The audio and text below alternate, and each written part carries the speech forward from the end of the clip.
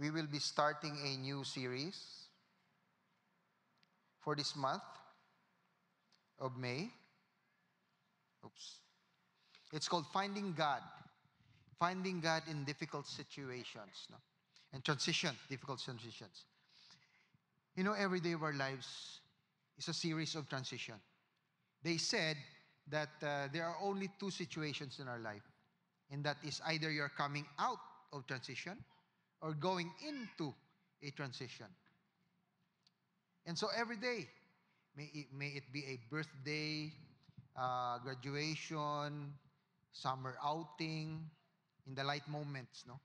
In the difficult moments, difficult situations, we have a death of a loved one, a divorce maybe, a separation, any other thing that involves negative emotions, no? So that are two situations wherein it is very difficult or very light. But you know what? God is found in all situations. And that's what we will find out this afternoon.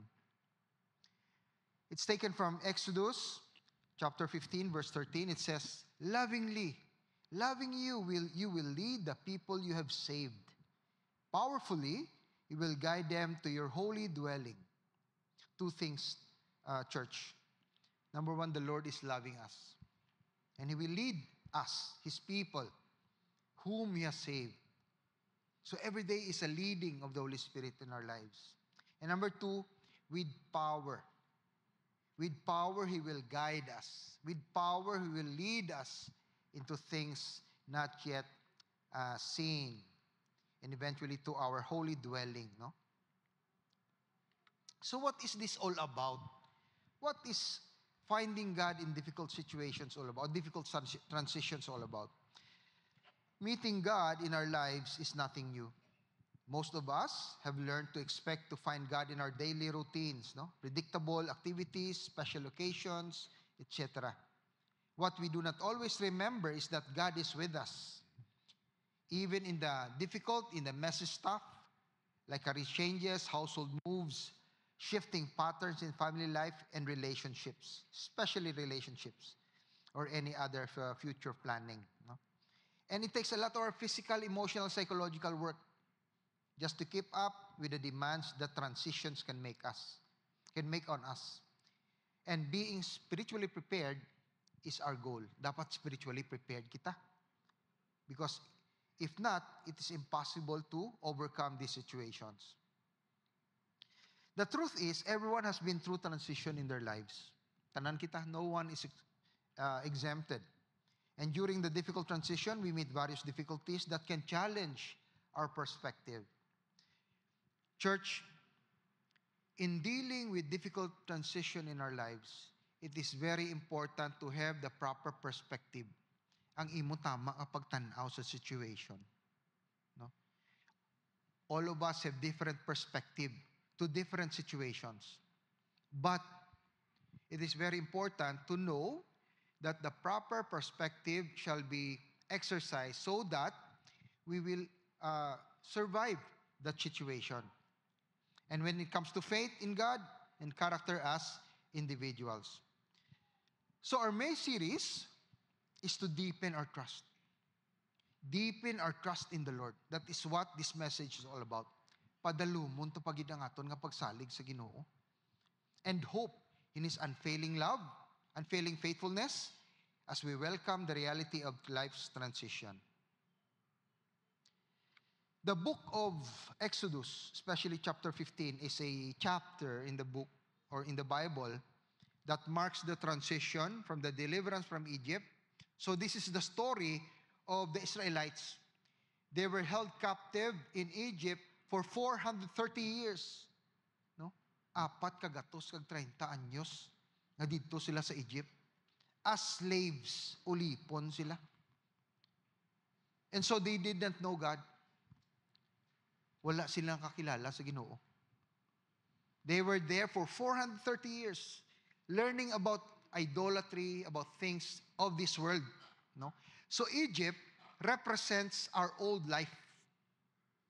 Okay? Amo nang daan tanga kabuhi. ang Egypt, when we are slave to sin. But you know what? God is faithful. He did not leave us into a state of sinfulness. Instead, He delivered us, ginpagwaya kita, from a state of sin into freedom. That is what an illustration, a picture illustration of the deliverance from Egypt is all about. And it reveals God's character and purpose for His people, as well as their response, our response, no? Because God is revealing Himself to us and His purpose for our lives. But we need to have the proper response to that revelation. And what is our responsibility? It shows that God is not only a God of liberation, meaning freedom, God of freedom, but also a God of formation. He is molding us. He is making us an image and likeness into His Son, our Lord Jesus Christ. As He rescues His people, that's us, from bondage, and teaches us to trust and obey Him in the wilderness. When the Lord God delivered Israelites from Egypt, He performed 10 miracles, the plagues, so that the Pharaoh at the time released the Israelites. Ginrelease sila from Egypt into the wilderness. But as they went out, there are so many obstacles. And there are so many enemies, no? Exodus 15 is a chapter that invites us to join in God's praise and worship and to learn from God's testing and provision. So as we enter into our wilderness, no?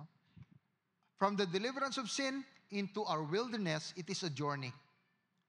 And that is where we will find God in our difficult situations. Namian ko sang translation from NIV, and I would like to read it to you. In your unfailing love. Karami, no?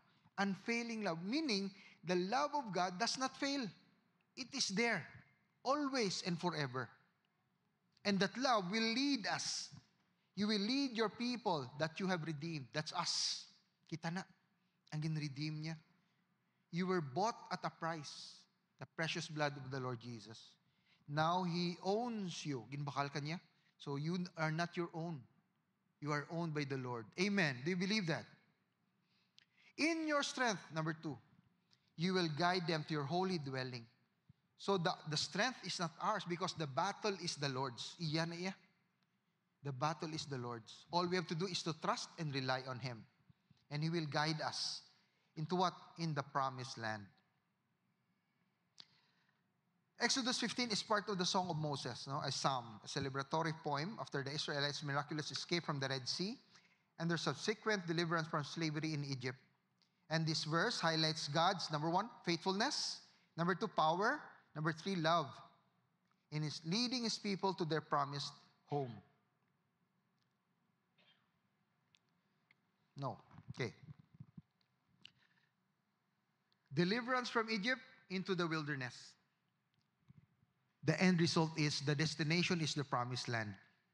You know, church, sometimes as we journey in this life, we focus on the destination.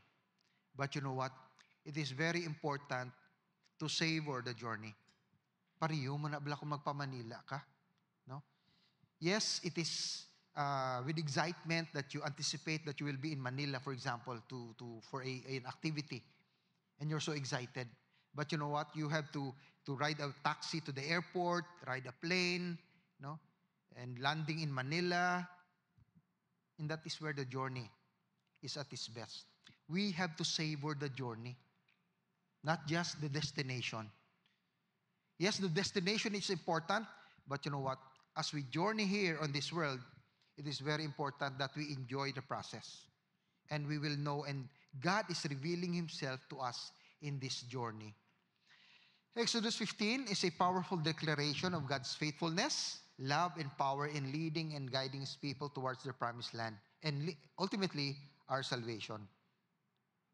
Okay, just a brief chronological story, no, about the departure from Egypt and the journey to Mount Sinai.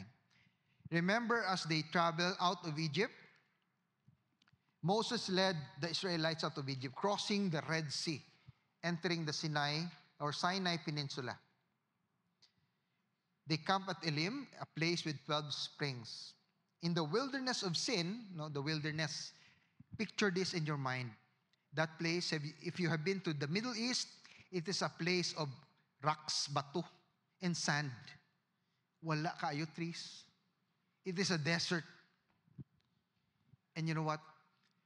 The number of people that Moses led out of Egypt, 600 to 700 men with wives, that's 1.2 million, 1.4 million.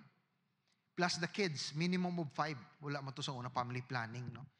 So, roughly 2 to 3 million people traveling in the rocks, in the sand. Can you imagine? They need water. They need food. How can we feed a people, 2 to 3 million, traveling in the desert, providing them with water and food? Grabe ang miracle. But you know what? God is faithful. In the wilderness of sin, God provided manna every day. That's food. And quail to sustain them. Every day. Every day. At Rephidim, they fought against Amalek. And Moses struck a rock to provide water. You know, this rock is situated around Mount Sinai. It is an oval rock. And in the middle was a very straight line. Laser precision. Purti ka straight sang line. Ang crack sa tunga. Ara, subong. Just Google it, makita nyo. That's the rock that Moses struck. To provide water for around 2 to 3 million people. Diri gani sa aton, bala, imagine nyo. We are around mga 800,000 lang. But you know what? Hindi ka provide ang aton nga, basiwa. Kulang pa, no? The journey culminated at Mount Sinai, also known as Mount Horeb, where God gave the 10 Commandments. God has a standard. And if they are to abide in the Lord, they have to know the standard of the Lord. That is the same with us. May standard ang Ginoo when it comes to life. When it comes to living with Him.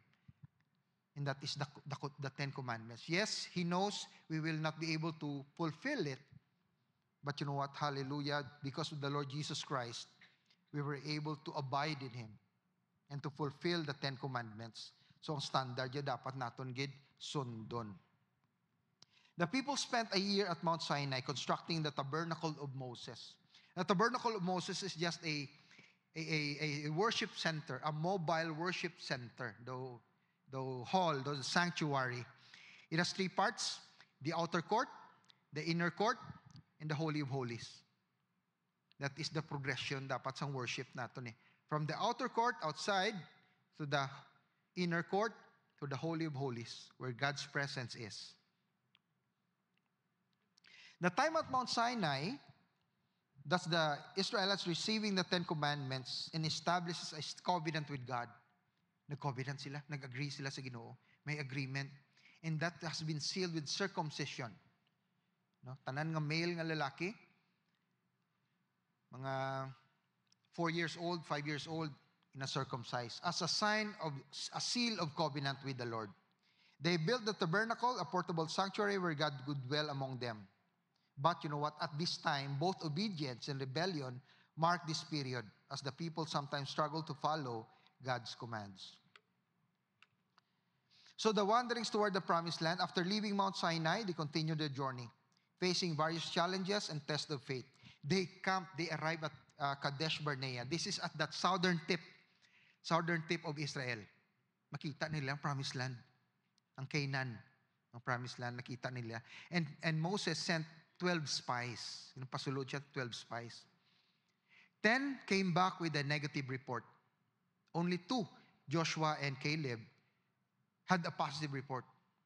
Hambal ni Joshua, Caleb, let's take this land. It is flowing with milk and honey. It is so progressive. Kanami ka-blessed ng land. Let's take this. But the 10 spies who had a negative report, hambal nila, we will not take this land. It is full of giants. We cannot take them. We are like grasshopper. Daw tibakla kuno kita sa ila pananawan. We cannot take this land. But the point is, the Lord is teaching them to trust Him. No matter what the circumstance in our lives, we have to trust the Lord. No matter what giants what we encounter in our lives, it is important that we will have a positive report. No? So wala. At this point, the Lord did not let them enter into the promised land. A journey which supposed to have taken only 11 days, a few weeks, took them 40 years, 38 to 40 years of wanderings in the desert. Naglibot-libot sila sa desierto. And during these wanderings, ang pag-travel nila in the desert, offer deep lessons. May makuha gid nga lessons about faith, about obedience, about leadership, and about God's character revealed. So here's what we can learn. Importante gid mga utod. Number 1. This is a reflection, a picture of our life. No? Coming out from sin, we are now in the wilderness. We are not yet into our promised land. A promised land to wala pa. The same with the Israelites. But we have 7 things to remember. Number 1, obedience matters to God. Obedience matters to God. It is important that we obey God. No? Lesson, disobedience leads to delay and missed blessings. How many times have you missed your blessings because you have disobeyed God? Wala ka nagsunod. That is why you have missed your appointment, your divine appointment with the Lord. The Israelites' unbelief and complaints caused a journey that would have taken weeks. Sometimes, some scholars says 11 days lang, no? To last 40 years of wanderings. They missed their blessings because of disobedience. God used the wilderness to test and humble them. That is the same with us today. God is testing us in this wilderness, in this world, to humble us. Number 2, God is patient and faithful.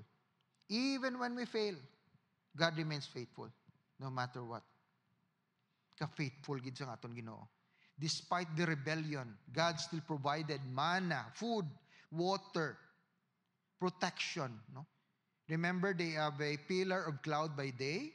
No? That pillar extends to all the Israelites like a covering, an umbrella of cloud to protect them from the heat. Remember in the desert, in the morning, in the daytime, it is very hot. Puwerte ka init. Wala sa air condition. But at night, it is super cold. Puwerte man katugnaw. That is why there's a fire of a pillar of fire during the night to give them warmth. And God is faithful. He provided in spite of their murmurings. Lamentations 3:22-23, it says, His mercies are new every morning. You know, church, every time we wake up in the morning, there is a reset, bag-o ang mercy sa Ginoo. Now we are able to face another day. Pabayaan na tong what happened yesterday.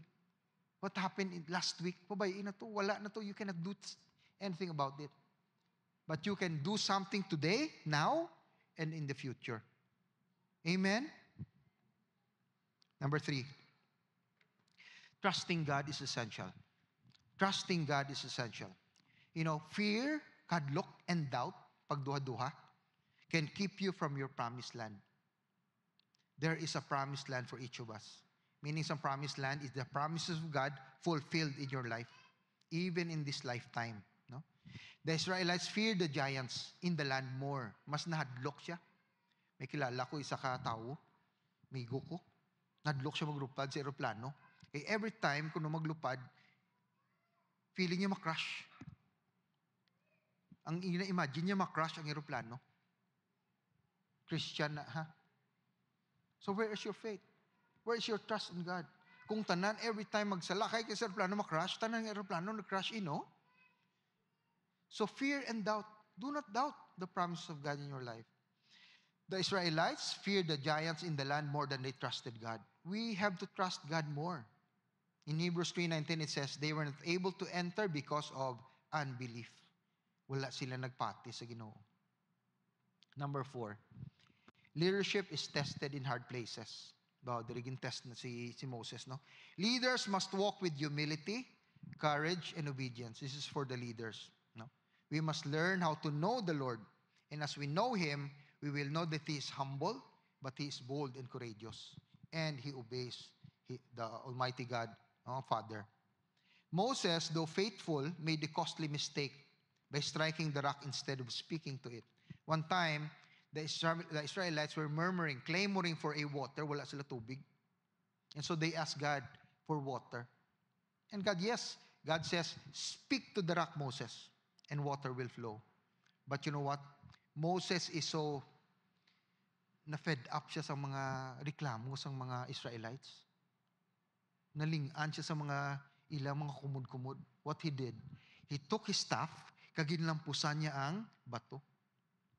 Amo nang may laser nga crack, pwerte ka straight. And at that time, God said to him, you will never enter the promised land because you have not considered me holy. Wala siya wala igintuman ang Ginoo ni Moses sa kainit niya. So what does that mean? Importante gid no na mag-obey kita sa Ginoo no matter what our emotions, especially sa leaders. Kinahanglan gid ta mag-obey. Because leadership requires listening to God precisely. If you are a leader, can you hear God?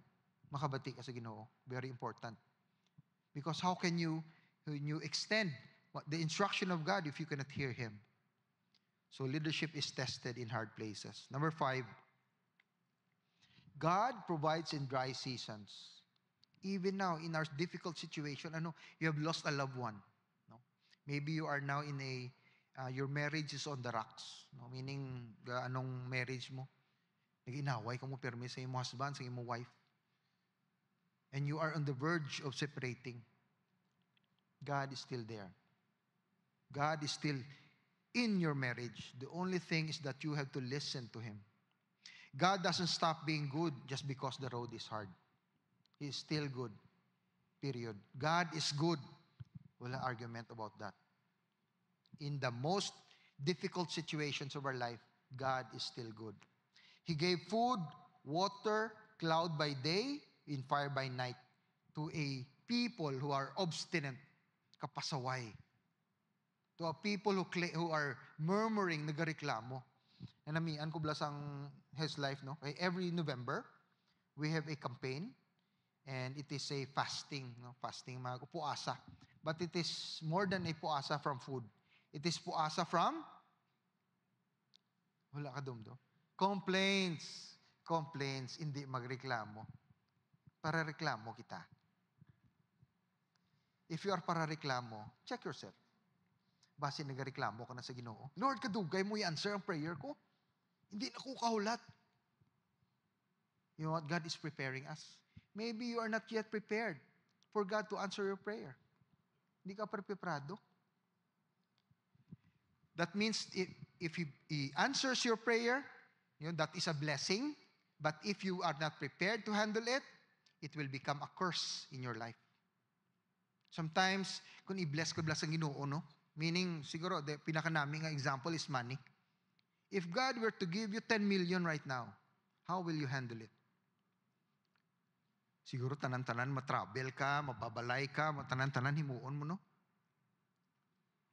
God is preparing us to be good stewards of His blessing. Hindi lang ta magpataka. Because tanan hulam, even our life, hulam lang ang life naton tanan. So, maybe He is preparing you. Na-prepare ka pa. Ano pa wala na answer ang prayer mo? How many years na? No? Amo na bla ang testing sa Ginoo. If you cannot pass it, He will do it again. Testing. Ano pa? So, instead nga summa cum laude ka, anong summa man? Summa 10 taon. Pass the test. Dapat na makapass the test so that we will ma-elevate ang atong situation. Philippians 4:19, God will supply all your needs even in wilderness seasons. Delays are often part of God's preparation. Ari na. Ang wilderness, this is now, is where God shapes character and teaches dependence. God is more interested in your character than answering your prayers. Let me say that again. God is more interested in shaping you, your character, your person, rather than answering your prayer. And He's teaching us, He's teaching you and me to be dependent on Him. No? In the world, we are being taught to be independent. Ang kalibutan niya gatudlo sa aton mangin independent, but God is teaching us otherwise. He's teaching us to be dependent on Him. Kalayo sang difference. He prepared a generation to inherit the promise. Sometimes the wait is about growth. Ginapahulat ka because sometimes He is looking something for you, your character. And waiting is not about punishment. It is about growth. Spiritual growth. Maturity. Di sa kalibutan, nasanay kita sa instant. Drive-thru sa Jollibee. Drive-thru sa McDonald's. Drive-thru sa KFC. Instant noodles. Instant coffee. Instant ang tanan. God is teaching us to be patient. So it is about growing, not punishment. Kadasig sang oras mga utod. Number 7, complaining blocks gratitude. Wow. Grabe ni mga utod. If we complain, it blinds us to God's blessing. Sometimes we have to look in the smallest blessing in order to acknowledge God is in our lives. Constant murmuring against Moses and God made them forget the miracles. We must not teach God or God to answer our prayer, no? Because we have an expectation. When we have an expectation in how God can answer our prayers, then He will not answer it. We must be patient and wait upon God. How we will answer our prayers. Sometimes the answer we expect is not the one that God will give us. Amen? Ang answer sa imo prayer, hindi mo gina-expect. Hindi na mo gina-expect mo. Lain ang answer sa Ginoo sa prayer mo. Hindi na gina-expect mo subong. So do not grumble. Hindi mag-murmur, hindi mag-complain. Because it will block ang pag-answer sa prayer. Amen? Instead, be grateful. Every day be thankful of the many things that you're enjoying. You have good health. That is more than enough. Makalagaw pa kita, maka-exercise, maka-jogging, maka-tanan-tanan. Kadto sa ospital, tanawa dito, ang gina-dialysis. No? Grabing dialysis subong. And you will be grateful. Maka-enjoy ka sang life mo. Do everything without grumbling. Wako dasing sa oras mga utod, no? When God's unfailing love and His might are combined, there is no reason to doubt that He will be able to keep His promises. If God had such a character, but did not have the might to carry out His good intentions toward His people, His character would be of little value to us. But the good news is, He had both a loving character and all power. He will be able to fulfill all that He has promised for us. At times, transition creates excitement, and at times it evokes fear. Most of the time it is challenging, and other times it can be difficult. But be assured of His unfailing love. He will lead you in every step of the way. Be confident in His might. He will guide you through the journey. Remember, I told you about perspective a while ago.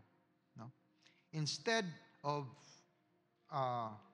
anticipating your situation from our perspective of that you are a victim, why don't we shift our perspective into that of a learning situation? What can I learn about this situation?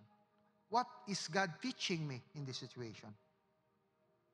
Amo na dapat ang pagtanaw ta sa aton situation. In every problem, in every struggles, in every difficult situation, Lord, what are you teaching me? And He will reveal it to you because of His unfailing love.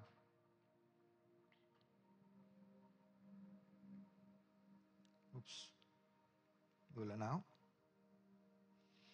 And having been delivered from great danger, the Israelites sang with joy. The people God had redeemed have confidence for the future. In light of what the Lord had done in rescuing Israel and his enemies, there was no question that he would be able to carry through the promise, on his promise to take them safely to the promised land. Remember, you have an inheritance. May palanublion kita sa Ginoo. And that is a promise. In everything that we do, we have to pass the testing that we are undergoing in this wilderness. And it gives us essential lesson that can strengthen and motivate us to face life's transition, no matter how difficult it is. So I will close with this. The wilderness journey teaches us to, number one, obey God, even when it's hard, and do not compromise. Sometimes obedience is just a matter of a perspective, the one I told you about. And you know what? Delayed obedience is disobedience. Amen? Do not delay it, because it is still disobedience. When we obey, we must obey immediately. You know, when the Lord God told Abraham, pack your bags, get your family, and travel to a place I will show you. You know what? Abraham did not question the Lord. He stand up, gathered his belongings, his family, and they traveled. And he did not know at the time his destination. Nag-obey lang siya sa Ginoo. And you know what? God credited him as righteousness. Abraham believed God, nagpati siya sa Ginoo. And it was credited to him as righteousness. No? He was saved at the time. Number two, trust His timing and provision. The timing of God is not our time. He can see things beyond what we can see. Amen. So we will never know what will happen tomorrow, but God knows. And He will know what you need. He will know what will happen to you. All we have to do is to trust Him. If you're undergoing a difficult transition right now, trust the Lord. Pati lang sa iya. Number three, guard our attitudes. Very important, mga utod. Guard your heart. Hambal gani isang Ginoo nga, we must have peace, no? Actually, ang life, ang kabuhi bala, when you come to think of it, why do we look for money nga galagas kita sa kwarta? So that we can buy anything that we want or even we need, no? And ultimately, we have peace of mind. False concept. Money cannot give you peace. Hindi. The more you have money, the more you will have problem. Totoo din na yan. Mangkutan nyo si Trump, mangkutan nyo si Elon Musk. Namudamo sila problema, mga utod. Kita ya, o wala tayo kwarta, pero ga-enjoy tayo, di ba? Because we have peace in the Lord. Amen. Guard your heart. Do not sin. No? I-guard tagid ang heart naton. There will be no malice, no sin in our hearts. And last is, let God shape us for the promises ahead. This is a journey. Ga-travel kita. And in this journey, God is shaping us. God is molding us into the character that He wants for us to attain. Amen. The same character that God has, He is bestowing on you ang character niya. The same character. That is the goal. To be created in the image and likeness of the Lord Jesus Christ. Amen? Let's bow our heads and close our eyes.